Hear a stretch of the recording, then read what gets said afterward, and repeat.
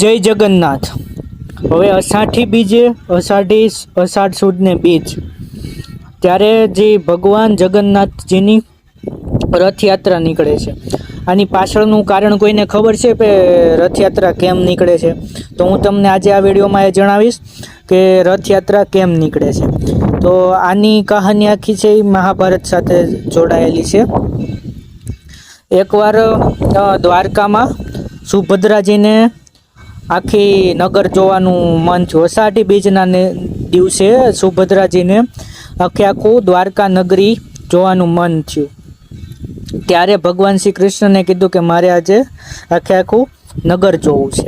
ત્યારે ભગવાન જગન્નાથ અને તેના એટલે કે દ્વારકાધીશ શ્રી કૃષ્ણ ભગવાન અને તેના ભાઈ બળરામજી તેના બેન સુભદ્રાજીને આખું નગર જોવા માટે રથમાં બેસાડી અને આખું નગર એને ફેરવે છે। અને તેથી જ આ અષાઢી બીજનો પર્વ એક ભાઈ બહેનની લાગણીનો પર્વ છે। જેમ ભગવાન શ્રી કૃષ્ણ ભગવાને એની બેનને આખું નગર ઘુમાવ્યું હતું અને એની લાગણી, અને આના દિવસે રથયાત્રા એટલે નીકળે છે કે આ એક કારણ છે। અને ભગવાન મંદિરમાંથી નીકળી તેના વીઆઈપી પ્રોટોકોલ્સ, તેની એવડી રક્ષા બધું મૂકી અને તે મંદિરમાંથી નીકળી અને બધા નગરજનોને તેના પ્રશ્ન પૂછવા માટે નીકળે છે।